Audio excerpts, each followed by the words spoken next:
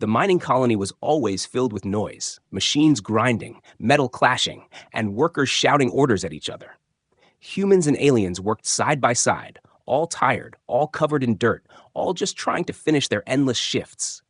Among them was one figure who never spoke, never argued, and never seemed to belong. She always stayed in the corner, her head covered with an old gray hoodie that hid her face. To everyone else, she looked like a weak alien worker, one of many cheap hands brought in to do the hardest jobs. No one cared to look at her twice. But the human worker, John, could not stop noticing her. Every day he saw her moving quietly through the colony's shadows. She never asked for food, never shared jokes like the others, never even raised her head.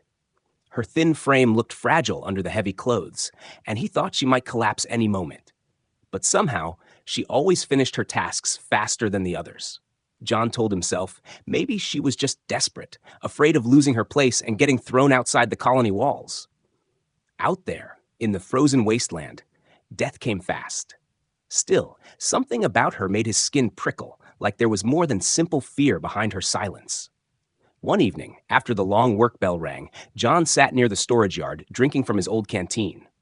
He saw her again, alone, dragging a heavy crate across the floor. It should have taken 3 strong workers to move it, yet she pulled it slowly, without asking for help. At first, John thought maybe the crate was empty. But when she placed it down, the ground shook, a dull echo running through the metal plates. He frowned, but before he could say anything, she pulled her hoodie lower, turned away, and vanished between 2 broken machines. It was like she knew he was watching and wanted to disappear. The days passed, and John kept his eyes on her. The others ignored her completely. When guards patrolled, she always lowered her head and stayed away from them. The guards never spoke to her either, almost as if they pretended she didn't exist. John wondered why. The colony guards were known for being cruel, checking every worker, shouting orders, and hitting those who disobeyed. But this girl, they passed by as if she was invisible. That strange behavior gnawed at John's thoughts. Why would guards who punished everyone else choose to ignore her? Stranger things started happening. Machines that broke down suddenly worked again after she passed by. A conveyor belt that stopped for hours jolted back to life once she had brushed against it. No one else seemed to notice, but John did. He asked himself again and again if it was just coincidence, but deep down, he knew it wasn't. The girl was hiding something, and it was big. One night, during a sudden power cut, the workers lit small lamps. In that dim light, John caught sight of her eyes from under the hoodie. For a second, he thought he had imagined it, but no. There was a faint glow, like 2 cold stars staring back at him. She noticed his gaze and quickly turned away, adjusting her hood tighter around her face. That one glimpse made his heart pound. He had lived among aliens long enough to know that eyes like that belonged to no simple worker. The more he thought about her, the stronger his curiosity grew. But there was also fear. Curiosity could get a man killed in places like this. If she was hiding her true identity, then anyone who discovered it would become a danger to her and to themselves. Still, John couldn't help it. He began to test small things. He dropped a metal bar nearby just to see if she would react. Without looking, she caught it before it touched the ground and placed it back on the table. She did it so quickly and quietly that no one else saw. John's mouth went dry. That speed wasn't natural. He tried to push her out of his mind, to tell himself it didn't matter who she was. But every day, the mystery pulled him deeper. He remembered the rumors whispered in the colony, rumors about fugitives hiding among workers, about escaped nobles and assassins who once ruled entire worlds. The thought sent shivers through him. Was she one of them? And if yes, why was she here, disguised as nothing more than a dirty laborer? One cold evening, John followed her from a distance. She walked away from the sleeping quarters into the forgotten part of the colony where no one went anymore. Rusted machines stood like giants in the dark, their shapes broken, their purpose long dead. She moved with strange confidence, as if she knew the way. John stepped carefully, keeping his boots quiet on the metal floor. Suddenly, she stopped, his breath caught. Slowly, she turned her head, not fully, just enough to let him know she was aware. Her voice was low, almost like a warning breeze. "Forget what you saw." The words froze him. It was the first time he had ever heard her speak. Her accent was strange, heavy, and her tone carried a weight that made his chest tighten. Before he could reply, she pulled her hoodie down further and melted into the shadows. By the time he blinked, she was gone. That night, John could not sleep. He kept replaying her words, her glowing eyes, the impossible strength. She was no ordinary worker. He didn't know if she was dangerous or desperate, but one thing was certain. She carried a secret big enough to shake the entire colony. And now, because he had seen too much, he was part of it. Whether he wanted it or not, her shadow had already fallen over his life, and nothing would be the same again. John tried to stay away from her after that night, but it was impossible. Once you noticed something strange, your mind could never unsee it. Every time he passed the work lines, his eyes drifted to her. She moved quietly, careful not to stand out, but John had learned to catch the small details. The way she never grew tired even after hours of lifting metal sheets. The way her hands stayed steady when everyone else trembled from exhaustion. She was different, and he could feel it more with each passing day. The colony life was harsh. The overseers gave impossible orders, the machines broke down often, and the guards walked around with shock sticks, ready to punish anyone who slowed down. Most workers kept their heads down, praying only to survive. But she was different. She avoided every gaze, avoided every step that might draw attention. John began to realize it wasn't just shyness. It was fear. She was hiding, and not just from the guards. She was hiding from everyone. One afternoon, when the loading docks were crowded, John saw something that made his heart beat faster. A crate fell from the high conveyor, heavy enough to crush a man flat. Everyone jumped back in panic, shouting. But she didn't. She stepped forward and caught the crate with her thin arms. The metal groaned under the weight. The ground shook when she set it down, but her face remained calm, expressionless. Workers stared in shock, then quickly looked away as if nothing happened. The guards who stood nearby didn't even blink. It was as if they hadn't seen her at all. John's hands went cold. He realized something important in that moment. People were not just ignoring her by chance. They were pretending not to see. And the guards, maybe they were ordered to act blind when it came to her. That night, John approached her in the tool yard. She was repairing a broken grinder, her hood low, her hands moving quickly over the gears. He cleared his throat. "I saw what you did today." She froze for a second, her shoulders stiff. Then, without looking up, she said in a low voice, "Forget it." John wanted to ask more, but there was something sharp in her tone, something that warned him he was stepping on dangerous ground. He left, but his curiosity grew even stronger. The following day brought a storm outside the colony walls. The winds howled against the metal structures, shaking them like toys. Inside, the lights flickered, and workers were forced to continue with backup lamps. John found himself stationed near her again. He watched her work, and for a brief moment, the hood slipped back. Just enough for him to see her face. His breath caught. Her skin wasn't like other workers. It had faint glowing lines, almost like patterns of light under her flesh. Her eyes burned brighter than before, cold and unnatural. She quickly pulled the hood back down, but John had seen too much. His stomach twisted. No simple worker could look like that. Later, during the storm's peak, John was ordered to secure the storage units. The wind made it hard to walk. Metal screeched around him, but when he turned a corner, he found her again.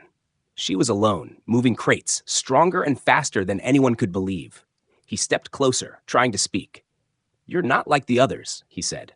She turned slowly, her glowing eyes catching the dim light. "I told you once," she whispered, her voice carrying strange power. "Forget what you saw." This time, her words chilled him to the bone. But John wasn't the kind of man to stop once he found a mystery. He had lived too long under alien overseers, too long swallowing fear. Now, his instincts told him this girl was at the center of something much bigger. The question was, would knowing the truth kill him? That night, he couldn't sleep. He lay awake, remembering the look in her eyes. They weren't just alien, they were royal.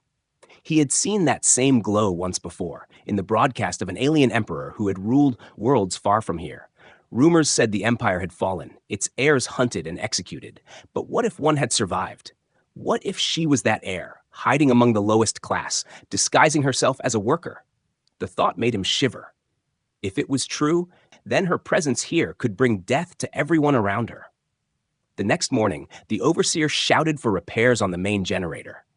It was dangerous work, with sparks flying and smoke filling the air. John was assigned to help. As he lifted tools, he noticed she was already there, crouched near the base. She placed her hands against the metal, and John swore the machine hummed back to life. He blinked in disbelief, but when the overseer returned, the generator was running smoothly. No one asked how. No one dared. Only John knew the truth, that it was her, not any repair crew. He followed her after the shift, his boots echoing on the metal ground.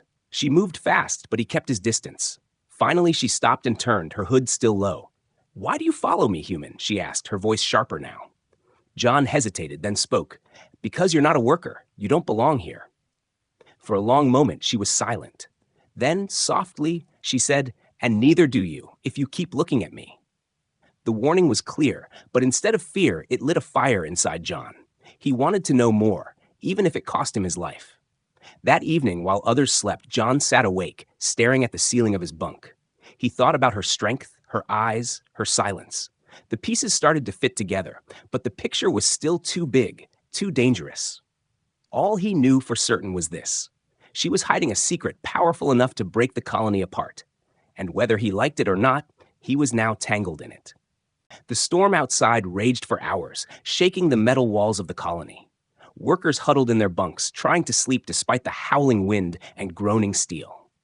John could not sleep. His thoughts kept circling back to the girl with the hoodie. Every time he closed his eyes, he saw the faint glow of her eyes, the way her thin frame carried impossible weight, the way machines seemed to obey her touch. He felt caught in a net, pulled deeper into a secret he never asked for, but could not escape. When the storm finally eased, John was ordered to check the outer platforms. He hated the job, but it was better than staying in the crowded barracks. The wind was still cold and sharp, cutting across his face as he walked along the metal walkway. He adjusted his helmet and flashlight, scanning the structures for damage. That was when he saw her again. She was already out there, standing alone near the edge, her hood pulled low, her thin figure outlined against the flashing sky. For a moment, John thought she hadn't noticed him. He stepped closer, trying not to startle her, but then a strong gust of wind blew across the platform. The hood slipped back, falling around her shoulders. John froze. Her face was nothing like the face of a simple worker. Her skin was pale with faint glowing patterns, like silver veins running under the surface. Her eyes burned with a cold light, sharper and more intense than anything he had ever seen. There were markings etched into her cheekbones, marks he had only ever seen in old broadcasts, symbols of royal blood, carved by ritual and carried only by those born into the highest ranks. She wasn't just another alien. She was someone powerful, someone dangerous. She noticed his stare, and for a long moment, neither of them moved. The wind howled around them, but all John could hear was the pounding of his own heart. She slowly turned toward him, her glowing eyes locking on his. There was no point in hiding now. He had seen everything. Her lips moved, and her voice came out low, steady, and sharp as a blade. "Now you know," she whispered. "I cannot let you leave." John's stomach tightened. He didn't move. The words weren't shouted, but they carried a weight heavier than chains. He understood what she meant. He had seen her secret. That meant his life was no longer his own. He opened his mouth to speak, but no words came. His mind was filled with questions, yet he knew asking the wrong one could end with his blood spilling on the platform floor. She took a step closer, and John realized how wrong he had been about her. The hunched, quiet worker was gone. Standing before him was someone who carried authority in every movement, even if she tried to bury it under worn clothes and silence. She wasn't weak. She wasn't invisible.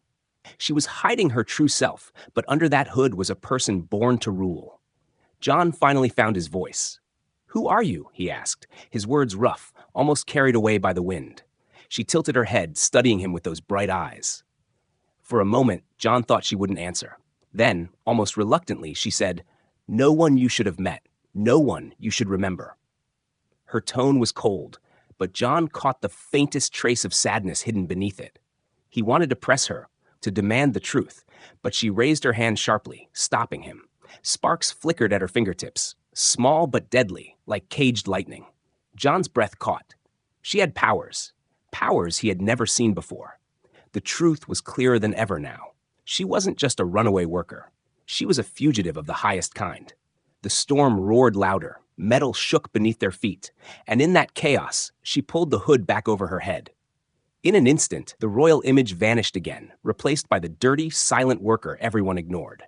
But John could no longer unsee the truth. They stood there in silence for a long time. She finally broke it. If you value your life, human, you will forget tonight. If you speak, the guards will kill you. If you follow me, I will stop you myself. Her voice was calm, but the warning cut deep. John wanted to say he would forget, that he would keep quiet, but his heart betrayed him. Deep inside, he knew he could not walk away. Something about her, about the secret she carried, pulled him in. He felt fear, yes, but also a strange sense of duty. He had lived a life of silence, obeying, surviving.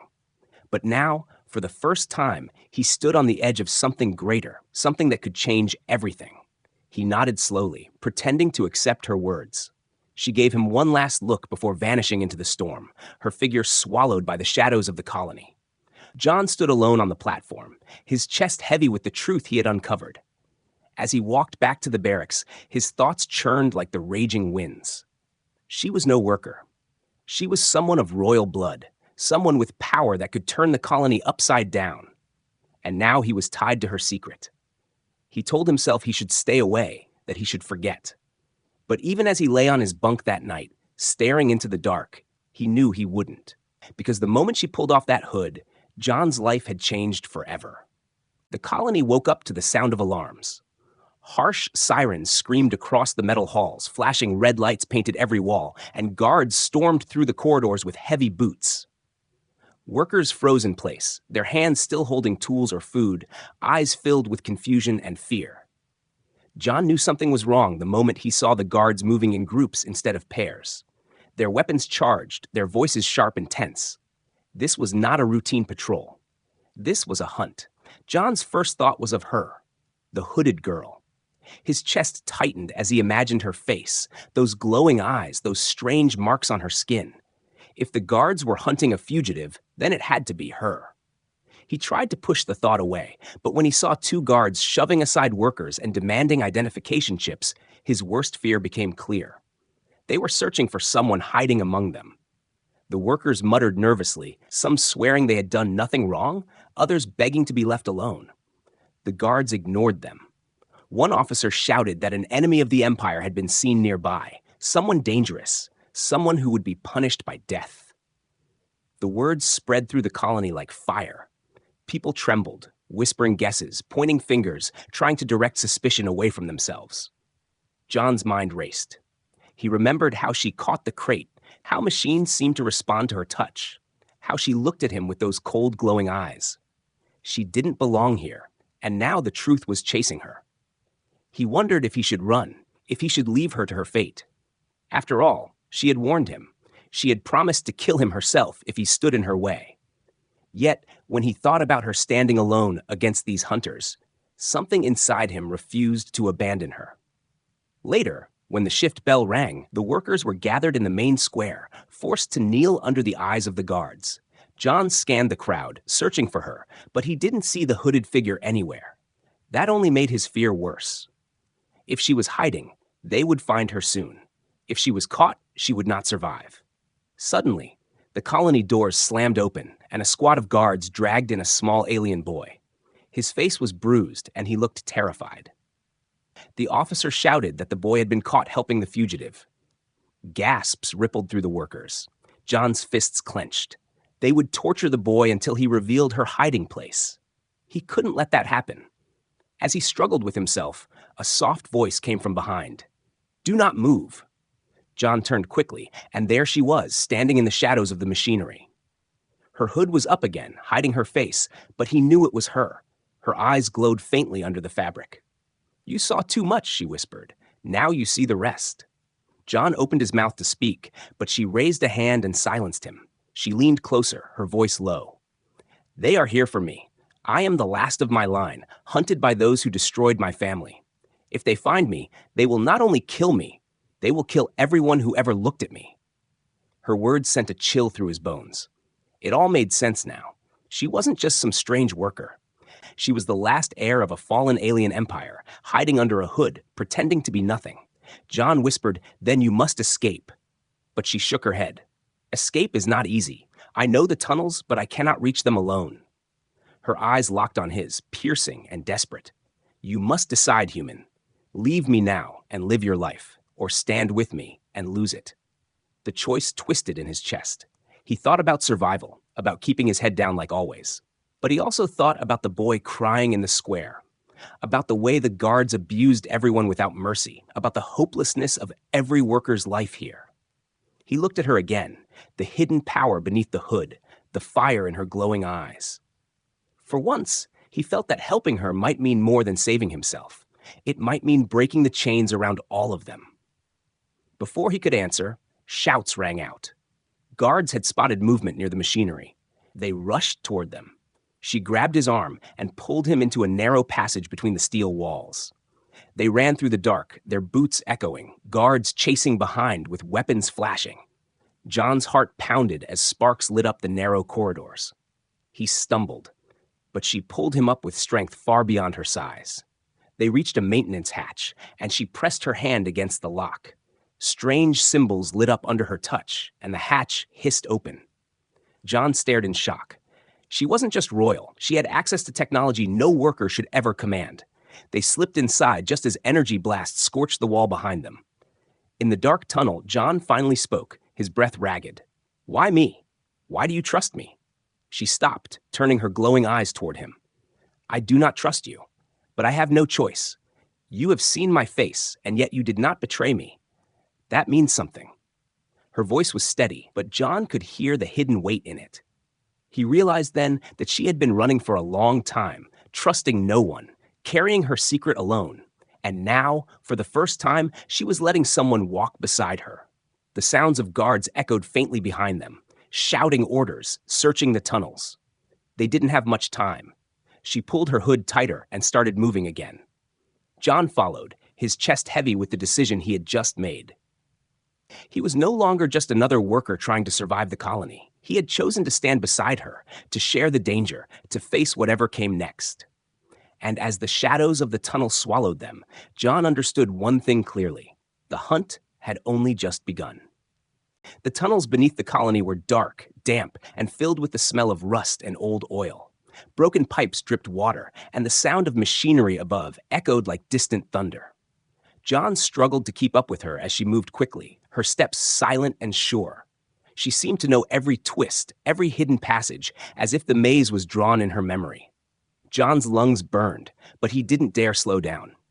Behind them, the faint shouts of guards carried through the metal walls, growing closer with every second. They reached a junction where several paths split off. She stopped, pressed her hand against the wall, and strange glowing lines appeared beneath her fingers. A section of the wall shifted open, revealing a hidden route. John stared, wide-eyed. She had access to secret systems no worker could ever know. She looked back at him, her hood low, her glowing eyes sharp. "Do not speak of what you see. These tunnels were built for those who once ruled, not for slaves or soldiers. If they knew I used them, they would burn this colony to ashes." John swallowed hard, the weight of her words pressing into his chest. He followed her inside, and the wall closed behind them. Darkness surrounded them until she raised her hand. A soft, pale light glowed from her skin, just enough to guide their steps. John could not take his eyes off it. It was beautiful and frightening all at once. As they walked deeper, he finally spoke. "Why me? You could have left me behind. Why risk everything?" She didn't stop, didn't look at him, but her voice came soft, almost unwilling. "Because you saw me, human. You saw the truth, and yet you did not call the guards. You could have saved yourself, but you chose silence. That makes you dangerous to me. I must keep you close, whether I want to or not." Her words cut into him. He realized she wasn't keeping him because she trusted him. She was keeping him because she couldn't afford to let him go. Still, a small part of him felt something else in her tone, something close to respect. They moved for what felt like hours, crawling through vents, slipping between crumbling supports, until finally they reached a massive hall deep underground. Old machines stood in rows, covered in dust and shadows. Once, they must have been used for building ships or weapons, but now they were graveyard relics. She stopped near a towering machine, leaning against it as if the weight of her secret was finally pressing too hard. John noticed the way her shoulders shook slightly. For the first time, she looked less like a powerful heir and more like someone running out of strength. "You're hurt," John said, stepping closer. He saw a dark stain on her sleeve where the energy blasts from the guards had grazed her. She pulled the fabric tighter around it, hiding the wound. "It is nothing," she muttered, but her voice was weaker than before. John's instincts took over. He tore a strip from his own shirt and moved toward her. "Let me help." She stiffened, glaring at him. "Do not touch me." But John ignored the warning. He wrapped the cloth around her arm firmly, stopping the bleeding. She could have pushed him away easily, yet she didn't. Instead, she watched him with a strange expression, as if no one had ever dared to treat her like a person instead of a symbol. When he finished, she pulled her hood lower and looked away. "You are a fool," she whispered. "Helping me will cost you your life." John gave a small, tired laugh. "Maybe, but I'm already in this, whether I like it or not. I'd rather stand with you than crawl back to the overseers and pretend nothing is happening." For a moment, silence hung between them, broken only by the distant hum of the old machines. Then, finally, she spoke, softer this time. "You are strange for a human." Before John could answer, the sound of boots echoed in the tunnel behind them. The guards had found the passage. Their shouts grew louder, the metallic clank of their weapons drawing closer. Panic surged in John's chest. He looked at her, but she was calm, her glowing eyes steady. She raised her hand, and for the first time, John saw her power unleashed. Light burst from her palm, forming into sharp energy that crackled and hissed. When the first guard appeared in the doorway, she struck. The blast threw him against the wall, his weapon clattering to the floor. The others fired back, but she moved like lightning, dodging blasts, sending waves of force that crushed metal and scattered men like toys. John ducked behind a machine, his heart hammering as he watched her fight. She was no worker, no fugitive. She was a storm wrapped in flesh. But power came at a cost. He saw her stumble, her face pale, her breaths shallow. She pushed herself too hard, and the wound in her arm bled through the cloth again. John didn't think. He rushed forward, grabbed her before she collapsed, and dragged her deeper into the hall. Blasts struck around them, sparks raining down, but he kept pulling her until they reached another hidden hatch. She weakly pressed her hand against it, and the door slid open. They slipped through, sealing it behind them, just as the guards charged in. In the silence that followed, John looked down at her. Her hood had fallen back, her royal marks glowing faintly, her eyes half closed with exhaustion. She leaned against him, her voice barely above a whisper. "Why, would you save me?" John didn't answer right away. He didn't even know himself. Maybe it was the injustice of watching the guards hunt her. Maybe it was the way she carried herself, even while hiding, like someone born to be more than a slave. Or maybe it was because in her eyes, he saw something he hadn't seen in years: hope. Finally, he spoke, his voice rough. "Because you shouldn't have to fight alone." Her eyes widened slightly, then closed as she let herself rest against him. For the first time, she didn't push him away. And as John sat there in the shadows, holding her weight, he realized his choice was made. He was no longer just a worker trapped in the colony. He was her ally now, bound to her secret, bound to her fate. And there was no turning back. The next hours passed in silence, broken only by the faint dripping of water through the tunnels. John sat against the cold wall, his body aching from the escape, his hands still stained with her blood. She rested beside him, her hood pulled low, but he could see how pale she had become. Every breath she took was sharp, as though her body was fighting to keep itself alive. He wanted to speak, to ask her questions, but the weight of the moment pressed down on him like a stone. They were hunted now, both of them. He thought back to the colony above, to the alarms and the guards searching every corner.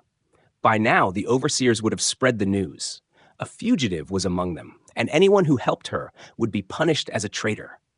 John had sealed his fate the moment he pulled her through the hatch.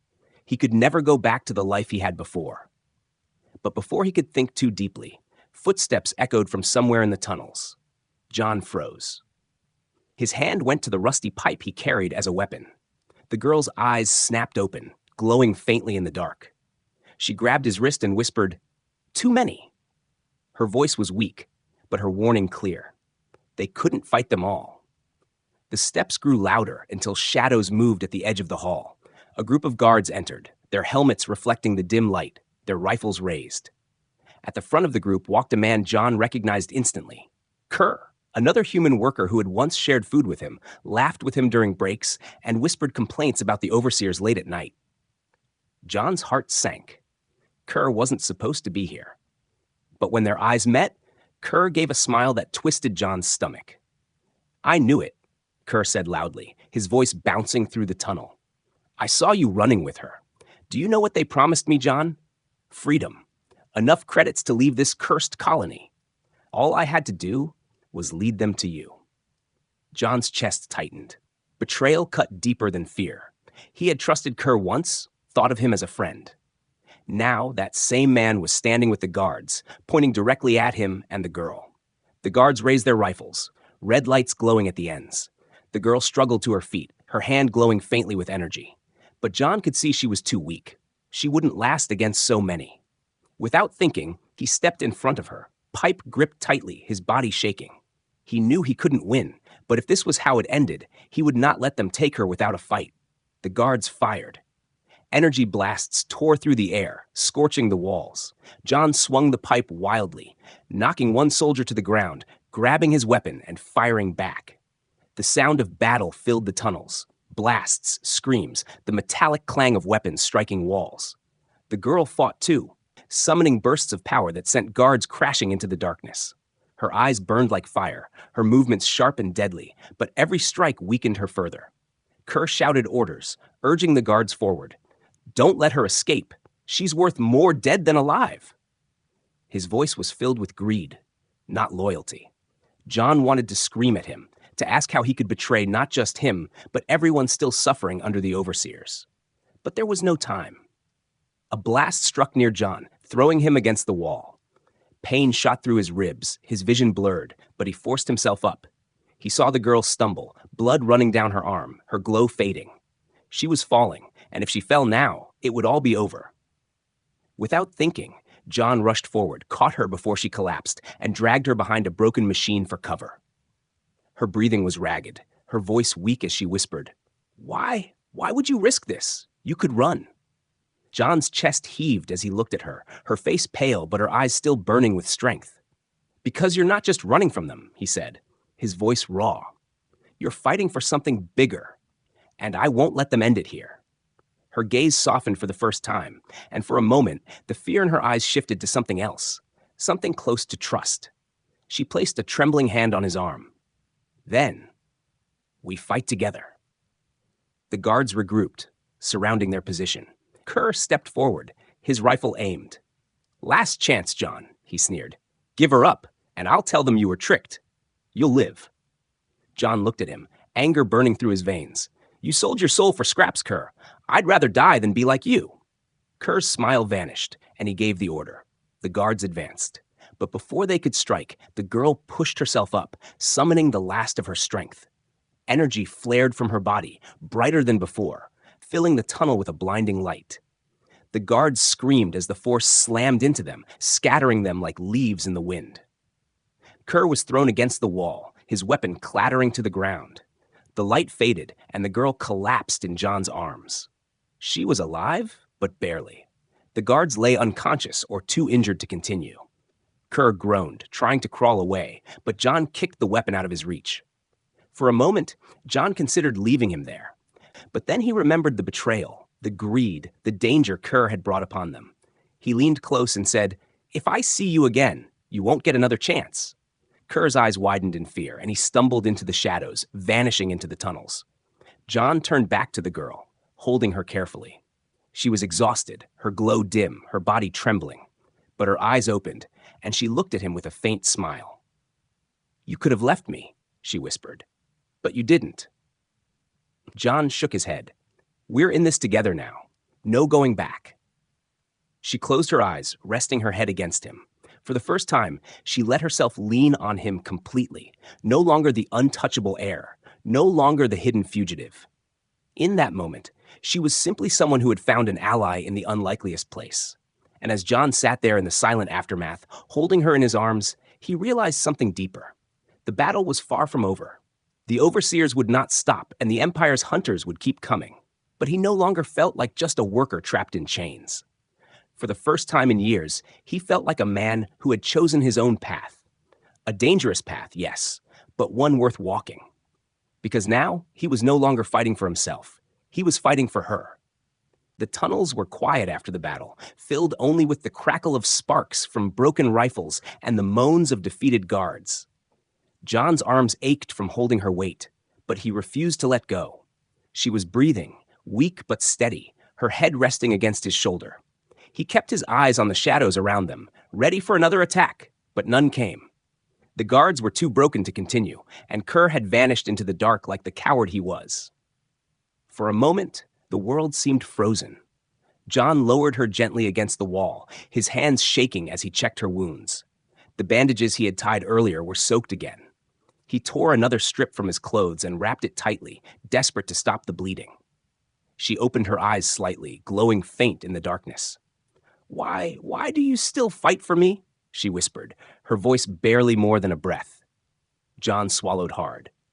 He had asked himself that question many times since the moment she pulled off her hood. He wasn't sure he had an answer that made sense. But looking at her now, fragile yet carrying the weight of an empire in her blood, he spoke the truth that rose from his chest. "Because I can't let them take you. Because I've spent my whole life watching people suffer, watching the overseers crush us, and I did nothing. But this time, I won't walk away." Her glowing eyes softened, something unspoken passing between them. For the first time, she didn't look at him as a stranger or a threat, or even just a human worker. She looked at him as someone standing beside her, someone who had chosen her fate as his own. Before John could say more, a low rumble shook the tunnel. Metal groaned, dust rained down, and a panel slid open in the far wall. John tensed, ready to fight again, but what emerged was not another squad of guards. It was a group of workers, alien and human both, faces pale, eyes wide with fear and curiosity. They had followed the sounds of the battle, and now they were staring at the girl, her hood fallen back, her royal markings glowing in the dim light. Gasps filled the hall. Some whispered in awe, others stepped back in fear. They knew what those marks meant. She wasn't just a fugitive. She was the heir of a fallen empire. One worker dropped to his knees, bowing his head. Another muttered, "It's true, the bloodline lives." John felt his chest tighten. If too many knew, word would spread like wildfire. The overseers would send armies, not patrols. He stood, blocking their view, his pipe still clenched in his hand. "You didn't see anything," he warned. "If you value your lives, you'll forget this moment." But the girl pushed herself up weakly, resting one hand on John's shoulder. Her eyes glowed brighter now, her voice steady despite her weakness. "No, let them see." John turned to her in shock, but she stepped forward, her hood falling fully away. In that instant, her true self was revealed, her pale skin traced with glowing veins, her royal crest shining faintly across her forehead, her eyes burning with power and sorrow. She stood tall despite her wounds, her presence filling the tunnel like a storm. "I am not a worker," she declared, her voice echoing through the chamber. "I am the last daughter of the house they tried to erase. I have lived in shadow, in silence, but no more. If you see me, if you know me, then you know this. I will not bow, and I will not die." The workers trembled. Some fell to their knees, others simply stared, unable to move. John looked at her, awe spreading through him. This was no longer the quiet, hidden figure in a gray hoodie. This was a leader, revealed at last. The silence stretched until one of the older workers stepped forward. His voice shook as he spoke. "If the overseers learn you live, they will destroy us all. But if what you say is true, then maybe we have hope." His words carried through the group, and murmurs rose among them. Hope. The word felt dangerous, forbidden, yet it lit something inside every face present. The girl turned back to John, her eyes burning with a strange fire. "You stood with me when you had no reason to," she said softly. "Now others see. Whether they choose fear or faith, the path begins here." John didn't know what to say. He had only wanted to survive, but now he was standing at the edge of something far greater than himself. He saw it in her eyes, the promise of rebellion, of change, of a future where the overseers would no longer crush them underfoot, and somehow, he was now part of it. The ground shook again as distant explosions echoed from above. The overseers were tightening their grip, sealing off exits, preparing to crush any resistance. But John no longer felt like prey running in the dark. Not anymore. He looked at her, at the workers now staring at them with a mixture of fear and belief, and he knew there was no turning back. He stepped beside her, lifting his pipe like a soldier raising a sword. "Then we fight," he said firmly. "Not just to survive, but to win." Her eyes glowed brighter, a faint smile touching her lips. "Yes," she whispered. "Together." And in that broken tunnel, surrounded by dust, fear, and the first fragile spark of hope, John realized the truth. He was no longer just a worker, no longer just a man trying to live one more day. He was the protector of an heir, the shield of a destiny bigger than himself. The moment she revealed her face, his life had been bound to hers. The war for freedom had begun, and it had begun with them.